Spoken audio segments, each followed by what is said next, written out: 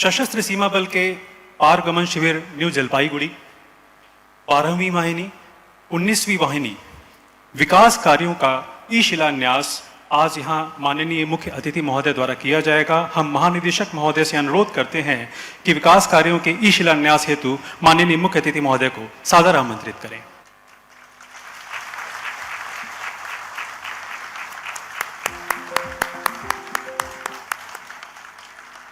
इस प्रकार है। सीमांत मुख्यालय सिलीगुड़ी के अंतर्गत पारगमन शिविर न्यू जलपाईगुड़ी में अधीनस्थ अधिकारी मैस, जवान बैरक, एमटी गैरेज, प्रशासनिक भवन एवं अधिकारी आवास का निर्माण कार्य किया जाएगा, जिनकी कुल लागत 12 करोड़ 67 लाख रुपए है। इसी क्रम में 19वीं वाहिनी ठाकुरगंज में प्रशासनिक भवन, 128 जवान बैरक तथा टाइप 2 के 40, टाइप 3 के 20, टाइप 4 के 6 एवं टाइप 5 के 2 आवासीय भवनों के निर्माण का कार्य किया जाएगा, जिनकी कुल लागत 75 करोड़ 15 लाख रुपए है। इसके अलावा 12वीं वाहिनी किशनगंज में प्रशासनिक भवन, 128 जवान बैरक तथा टाइप 2 के 24, टाइप 3 के 8, टाइप 4 के 6 एवं टाइप 5 के 2 आवासीय भवनों का निर्माण किया जाएगा, जिनकी कुल लागत 65 करोड़ 65 लाख रुपए है। इन परियोजनाओं के पूर्ण होने से अत्यंत महत्वपूर्ण सिलीगुड़ी कॉरिडोर के सीमावर्ती क्षेत्र में तैनात सशस्त्र सीमा बल के कार्मिकों को बेहतर आवासीय एवं प्रशासनिक सुविधाएं उपलब्ध होंगी। अब है सशस्त्र सीमा बल। धन्यवाद महोदय। यह क्षण सशस्त्र सीमा बल के विकास को और सुदृढ़ करने की दिशा में एक महत्वपूर्ण उपलब्धि है और अब महानिदेशक सशस्त्र सीमा बल महोदय से पुनः अनुरोध है कि वे मुख्य अतिथि महोदय को उपस्थित जनसमूह को संबोधित करने हेतु आमंत्रित करने की कृपा करें।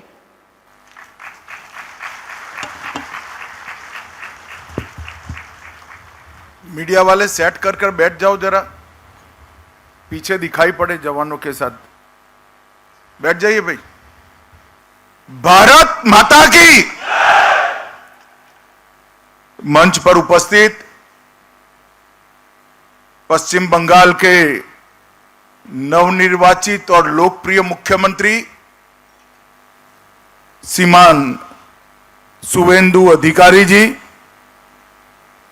मेरे मित्र और यहां के लोकप्रिय सांसद श्री राजू बिष्ट जी,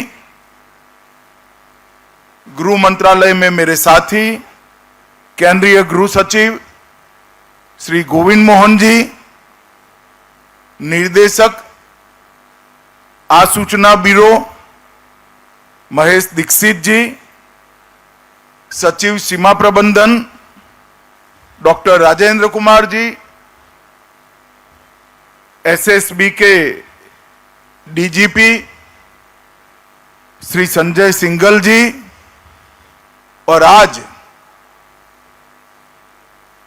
सिलीगुड़ी कॉरिडोर में यहां पर इस कार्यक्रम में उपस्थित सभी मेरे प्यारे जवान भाइयों और बहनों, आप सभी को मेरा नमस्कार।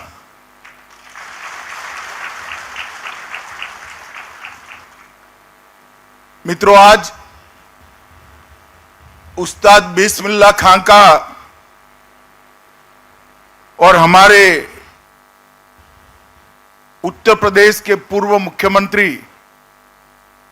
कल्याण सिंह जी की पुण्यतिथि है। बिस्मिल्लाह खां साहब ने भारतीय संगीत को पूरे विश्व के फलक पर रखने का काम किया था। अपने एक ही जीवन में कई जीवनों की संगीत साधना को निचोड़कर मृत्यु पर्यंत भारतीय राग रागिनी और हमारे शुद्ध शास्त्रीय संगीत को बढ़ावा देने का काम किया। मैं आज इनका एक कोट बताना चाहता हूं कि कितने बड़े व्यक्ति थे। उनको जब पूछा गया, आपने संसद में भी शहनाई बजाई है, कई राष्ट्राध्यक्षों के सामने भी आपने शहनाई बजाई है, कई बड़े बड़े जलसे में शहनाई बजाई है।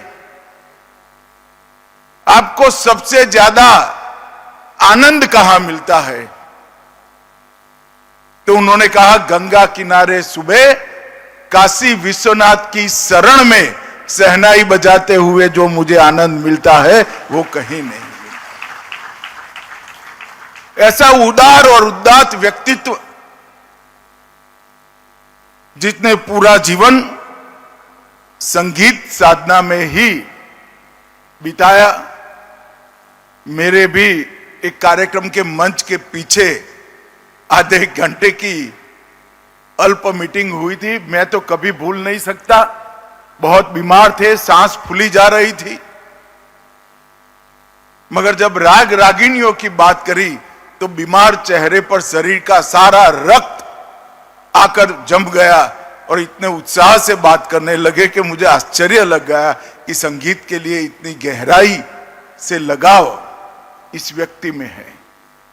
कल्याण सिंह जी ने उत्तर प्रदेश के मुख्यमंत्री रहते हुए उत्तर प्रदेश को पहली बार प्रशासनिक रूप से पुनर्गठित करने का प्रयास किया था। वो राम जन्मभूमि आंदोलन के एक प्रकार से आंदोलन शुरू हुआ तब से योद्धा रहे हैं, सफल सेनानी रहे हैं और पूरा जीवन भारतीय जनता पार्टी के विचारों के साथ, देशभक्ति के साथ उन्होंने निर्वहन किया। मैं आज बाबूजी को मनपूर्वक करोड़ों भारतीय जनता पार्टी के कार्यकर्ताओं की ओर से यहां पर श्रद्धांजलि देना चाहता हूं। मित्रों, अभी अभी स्वतंत्रता दिन गया है। स्वतंत्रता दिन मैं भी 2015 से लगातार लाल किले की प्राचीर पर जब जब प्रधानमंत्री जी ध्वज फहराते हैं वो ध्वज वंदन के कार्यक्रम में मैं उपस्थित होता हूं। मगर इस बार का 80वां स्वतंत्रता दिवस का समारोह कुछ अलग ही था। 150 साल के बाद और आजादी के 80 साल के बाद लाल किले से पूर्ण रूपेण वंदे मातरम का गान देशवासियों और दुनिया ने सुना। बंकिम बाबू की यह अमर कृति, जिसने हमारे आजादी के आंदोलन में न केवल गति भरी, एक लक्ष्य दे दिया कि आजाद भारत कैसा होगा। एक ही गान से, एक ही पुस्तक की रचना कर कर उन्होंने तय कर दिया कि आजाद भारत को सांस्कृतिक राष्ट्रवाद को गले लगाते हुए आगे बढ़ना चाहिए। दुर्भाग्य की बात है कि आजादी के बाद भी, देश के टुकड़े होने के बाद भी वंदे मातरम को कभी मन से स्वीकारा नहीं गया।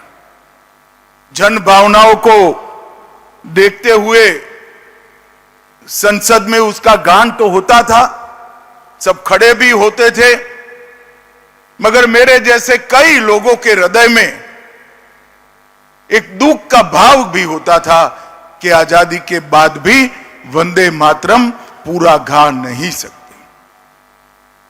मित्रों, गृह मंत्रालय ने एक विधेयक संसद में पारित कराया और पूरे वंदे मातरम को सरकारी कार्यक्रम का हिस्सा बनाने का निर्णय लिया और यह ऐतिहासिक निर्णय। और मैं मानता हूं इससे आने वाली पीढ़ियां, हमारे बच्चे, किशोर, युवा, वो सभी को ऋषि बंकिम चंद्र चट्टोपाध्याय जी का एक अमर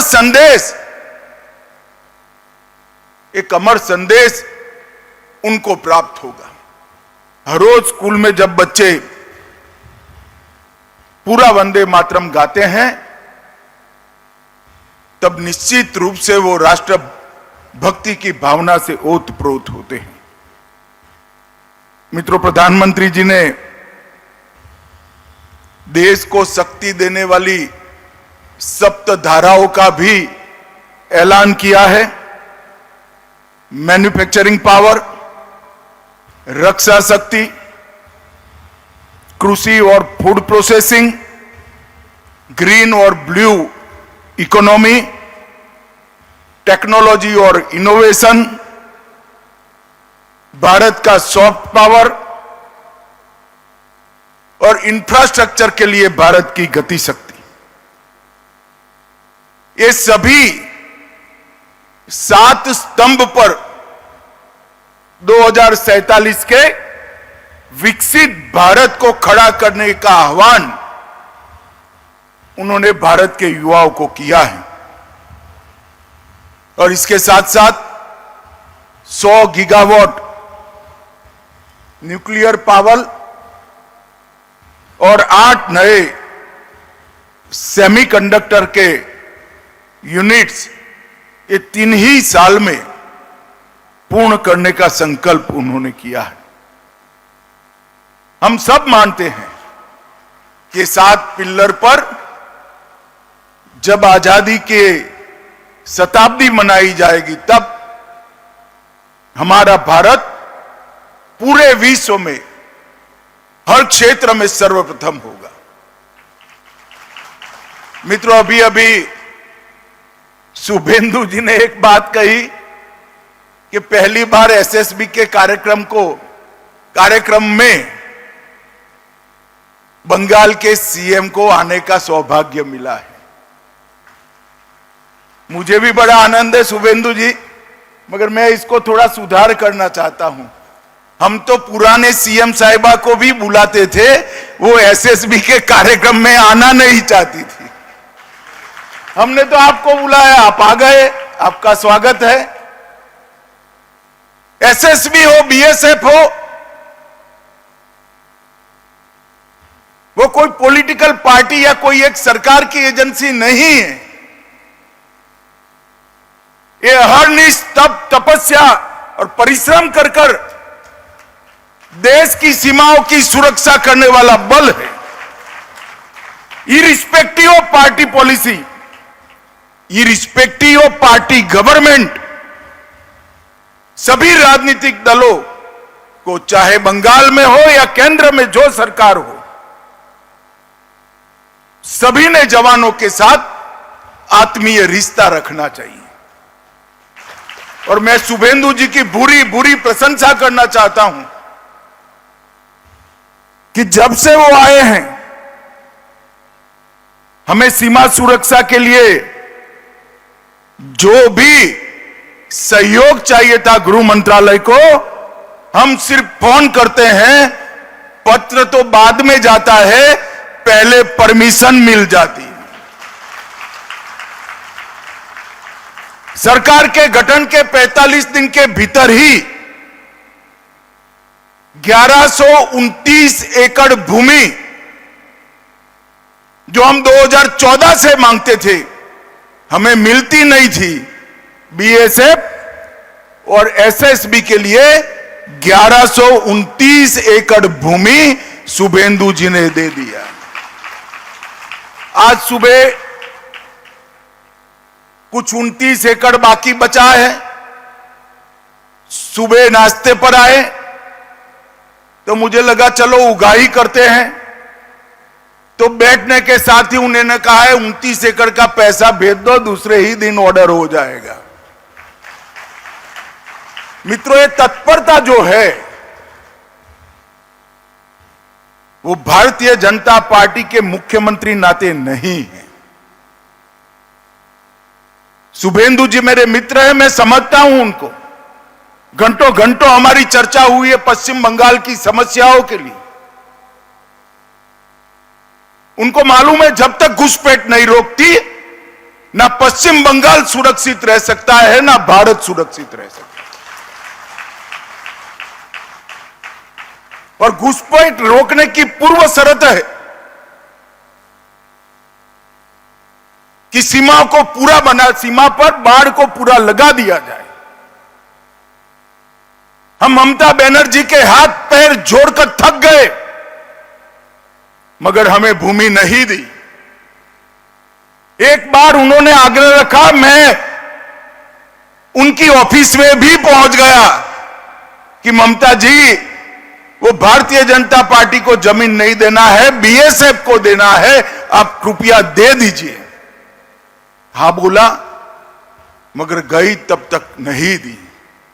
मैं आज इस मंच से बंगाल की जनता का बहुत बहुत धन्यवाद करना चाहता हूं कि आपने एक राष्ट्रीय सुरक्षा को तरजीह देने वाली सरकार को चुनकर बिठाया है। मित्रों, आज सीमांत मुख्यालय सिलीगुड़ी के प्रशासनिक भवन 80 एकड़ में स्थापित किया जाएगा। 19वीं वाहिनी ठाकुरगंज का भी शिलान्यास हुआ। 12वीं वाहिनी किशनगंज का भी ई शिलान्यास हुआ और परागमन शिविर न्यू जलपाईगुड़ी का भी आज शिलान्यास करने का काम हुआ है। कुल मिलाकर 189 करोड़ के नए प्रोजेक्ट एसएसबी के जवानों की प्रशासनिक और निवासी सुविधाओं के लिए आज यहां पर शुरू हुए। और मैं जब से गृह मंत्री बना हूं तब से देख रहा हूं, 2014 में मोदी जी के प्रधानमंत्री बनने के बाद चाहे एसएसबी हो, चाहे आईटीबीपी हो, चाहे बीएसएफ हो, चाहे असम राइफल हो, सीमा की सुरक्षा करने वाले बलों की सुविधाएं गृह मंत्रालय के टॉच के क्रम की प्रायोरिटी में रहती है, टॉप मोस्ट प्रायोरिटी में रहती है। एसएसबी का एक गौरवमयी इतिहास है। 65 से लेकर मणिपुर, जम्मू कश्मीर और त्रिपुरा, 75 में मेघालय, 76 में सिक्किम, 85 में राजस्थान और गुजरात और 89 में नागालैंड, मिजोरम और दक्षिण बंगाल तक विस्तरण एसएसबी का हुआ। हर जगह एसएसबी के जवानों ने बहुत अच्छा काम किया और सीमा की सुरक्षा के लिए दिन रात लगा दी। मगर जब कारगिल युद्ध के बाद वन बॉर्डर वन फोर्स की नीति अख्तियार की गई, एसएसबी को सबसे कठिन काम दिया गया, नेपाल और भूटान के मित्र देशों की खुली सीमाओं की सुरक्षा की। 2001 से 1751 किलोमीटर लंबी भारत नेपाल सीमा और 700 एकड़ लंबी भारत भूटान सीमा 2004 से। मित्रों, जहां बाढ़ होती है तब रक्षक की जिम्मेदारी थोड़ी तो कम होती है। रक्षक तो हमेशा 365 दिन चारों प्रहर जागरूक होना चाहिए, परंतु बाढ़ होती है तो फायदा तो होता ही है। एसएसबी के सर पर बाढ़ बगर की सीमाओं की निगरानी है, जो सबसे कठिन। इसलिए जब भी कुछ लोग मेरे पास आते हैं सीमा रक्षा करने वाले हमारे बलों के बारे में जानकारी लेने के लिए, तब मैं हमेशा कहता हूं कि सबसे कठिन काम मेरे एसएसबी के जवानों का है, क्योंकि वो खुली बॉर्डर की सुरक्षा करते हैं और पूरा देश आपके समन्वय को, सुरक्षा के प्रति आपके समर्पण को और दोनों मित्र देशों के साथ हमारे सांस्कृतिक लगाव को बढ़ाने के आपके जज्बे को बहुत अच्छे तरीके से जानता है और उसका सम्मान भी करता है। राष्ट्रीय सुरक्षा के दृष्टिकोण को, उसके महत्व को बहुत अच्छे तरीके से पहचाना है। 8 राज्यों को जोड़ने वाला ये अत्यंत संवेदनशील महत्वपूर्ण गलियारा है। 3 अंतर्राष्ट्रीय सीमाएं नेपाल, भूटान और बांग्लादेश, यही सिलीगुड़ी कॉरिडोर को लगती है और एक प्रकार से इसकी सुरक्षा राष्ट्र की सुरक्षा के साथ जुड़ी हुई है। हमने सिलीगुड़ी कॉरिडोर की सुरक्षा को अभेद बनाने के लिए त्रिकोणीय सुरक्षा ग्रिड बनाया है। चोपड़ा, किशनगंज और धुबरी, ये तीनों बेस से पूरे सिलीगुड़ी कॉरिडोर में हमने जागरूकता भी बढ़ाई है, उपस्थिति भी बढ़ाई है और यहां पर वर्चस्व भी बढ़ाया है। हमने समय समय पर तीस्ता प्रहार और ऐसे हमने कई प्रकार के अभ्यास कार्यक्रमों को भी हाथ में लिया है, मगर एक कमी थी। सिलीगुड़ी कॉरिडोर को पूर्ण रूपेण मजबूत करने के लिए भारत सरकार की एजेंसियों को 560 एकड़ भूमि चाहिए थी, जो ममता जी हमें नहीं देती थी। मैं फिर से शुभेंदु अधिकारी को अभिनंदन करना चाहता हूं। इन्होंने 560 एकड़ भूमि का सैद्धांतिक स्वीकृति हमें दे दिया है। किसी भी क्षेत्र की सुरक्षा करनी है तो सिर्फ सुरक्षा बल नहीं कर सकते। जनता की आवाजाही, प्रवास, पर्यटन, उद्योग, उसको उस क्षेत्र में लगाने से हमारी उपस्थिति बढ़ती है। हमने नए बजट में 26-27 के बजट में 7 नए हाई स्पीड रेल कॉरिडोर की बात कही। उसमें Delhi Siliguri high speed rail corridor को भी हमने अप्रूव किया है।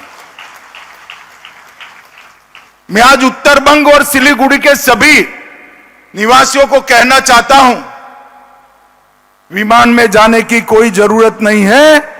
दिल्ली से सिलीगुड़ी आप कुछ ही घंटों में पहुंच जाएंगे।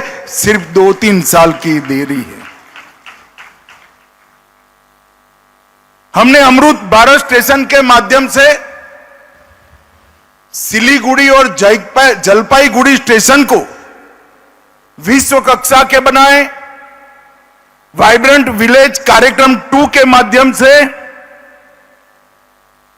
न केवल हम गांवों को जोड़ रहे हैं, गांव में बसने वाले भारतीयों को गांव को रोड से जोड़ रहे हैं और गांव में बसने वाले भारतीयों को हम दिल से जोड़ने का कार्यक्रम भी हमने बढ़ाया है।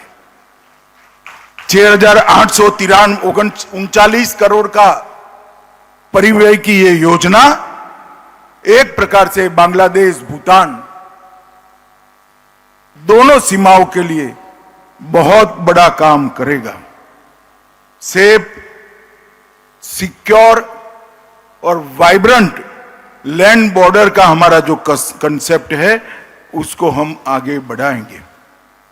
मित्रों, आज मुझे खुशी है कि 190 करोड़ रुपया हमारे जवानों की सुविधा के लिए इन्वेस्ट कर आपकी रक्षा करने की क्षमताओं को बढ़ाने के साथ साथ आपके मन, मस्तिष्क और शरीर को भी आराम और काम करने का अच्छा वातावरण मिले, इसके लिए ये आयोजन हुआ है। और मुझे आनंद है कि आज के आयोजन में मुख्यमंत्री बंगाल उपस्थित है, तो हमारे लिए ये भी सोने में सुहागा है। इस मंच से एसएसबी के सभी जवानों को उनकी त्याग, तपश्चर्या, उनका कमिटमेंट, इसके लिए मैं भारत की जनता की ओर से प्रणाम करता हूं और आप सभी को ये नई सुविधाओं के लिए बहुत बहुत अभिनंदन करना चाहता हूं। नमस्कार। बहुत बहुत धन्यवाद महोदय। आपके प्रेरणादायी शब्द हमेशा हमारा मार्गदर्शन करते रहेंगे।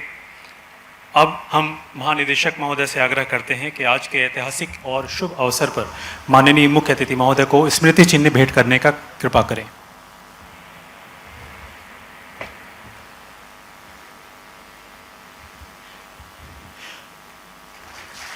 हम महानिदेशक महोदय से पुनः आग्रह करते हैं कि हमारे बीच उपस्थित माननीय मुख्यमंत्री श्री पश्चिम बंगाल श्री शुभेंदु अधिकारी जी को एवं माननीय सांसद श्री राजू बिष्ट जी को भी स्मृति चिन्ह भेंट करने की कृपा करें।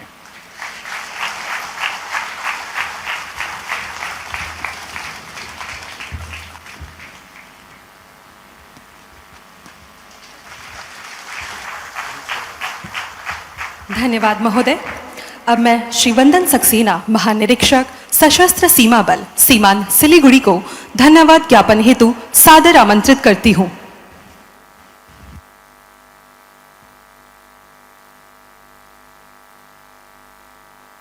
माननीय केंद्रीय गृह एवं सहकारिता मंत्री श्री अमित शाह जी, आदरणीय श्री शुभेंदु अधिकारी जी, माननीय मुख्यमंत्री पश्चिम बंगाल, आदरणीय श्री राजू बिष्ट जी, माननीय सांसद लोकसभा, श्री गोविंद मोहन जी, केंद्रीय गृह सचिव भारत सरकार, श्री महेश दीक्षित जी, निदेशक आसूचना ब्यूरो, डॉक्टर राजेंद्र कुमार जी, सचिव सीमा प्रबंधन भारत सरकार, महानिदेशक सशस्त्र सीमा बल, सभी सम्मानित एवं विशिष्ट अतिथिगण, एसएसबी परिवार के अधिकारी एवं कार्मिकगण तथा प्रिंट एवं इलेक्ट्रॉनिक मीडिया से जुड़े सभी बंधुगण, आज का ये अवसर सशस्त्र सीमा बल के लिए अत्यंत गौरव और प्रेरणा का अवसर है। माननीय केंद्रीय गृह एवं सहकारिता मंत्री श्री अमित शाह जी की गरिमामयी उपस्थिति ने न केवल इस कार्यक्रम की गरिमा को बढ़ाया है, बल्कि पूरे एसएसबी परिवार के उत्साह, मनोबल और कर्तव्य निष्ठा को नई ऊर्जा प्रदान की है। आपकी उपस्थिति हमारे लिए मार्गदर्शन, प्रेरणा और विश्वास का प्रतीक है। माननीय महोदय, आज जिन महत्वपूर्ण परियोजनाओं का भूमि पूजन, शिलान्यास एवं ई शिलान्यास आपके कर कमलों द्वारा संपन्न हुआ है, वे एसएसबी की परिचालन क्षमता, आधारभूत संरचना एवं कार्मिक कल्याण को सुदृढ़ करने की दिशा में महत्वपूर्ण कदम है। ये परियोजनाएं भविष्य में हमारे बलकर्मियों को बेहतर कार्य वातावरण एवं सुविधाएं प्रदान करने के साथ साथ सीमा सुरक्षा और सीमा प्रबंधन की हमारी क्षमता को और अधिक प्रभावी बनाएंगी।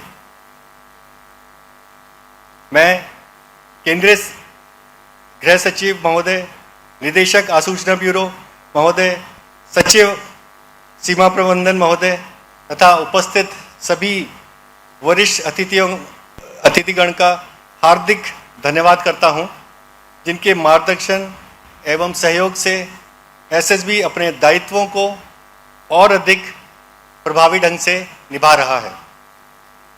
मैं आज के इस महत्वपूर्ण अवसर पर इस कार्यक्रम को सफल बनाने में योगदान देने वाली सभी अधिकारियों, कार्मिकों, स्थानीय प्रशासन, सहयोगी एजेंसियों एवं मीडिया के साथियों के प्रति आभार व्यक्त करता हूं।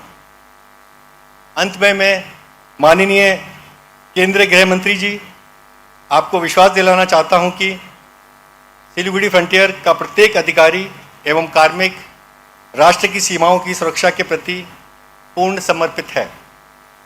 हम अपने आदर्श वाक्य सेवा, सुरक्षा और बंधुत्व को आत्मसात करते हुए सतर्कता, अनुशासन, वैवाहिक दक्षता, राष्ट्रनिष्ठा के अपने दायित्वों का निर्वहन करते रहेंगे। आपके मार्गदर्शन और गृह मंत्रालय के निरंतर सहयोग से एसएसबी सीमा सुरक्षा एवं सीमा प्रबंधन के क्षेत्र में अपनी क्षमताओं को और सुदृढ़ करता रहेगा।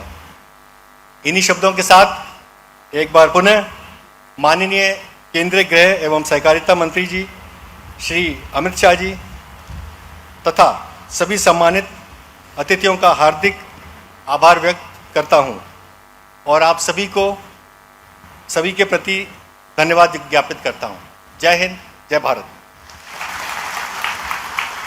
धन्यवाद महोदय। अब समारोह स्थल पर राष्ट्रीय गीत वंदे मातरम और राष्ट्रगान गाया जाएगा। यहाँ उपस्थित सभी गणमान्य अतिथियों से अनुरोध है कि राष्ट्रगीत एवं राष्ट्रगान के सम्मान में अपने स्थान पर खड़े हो जाएं।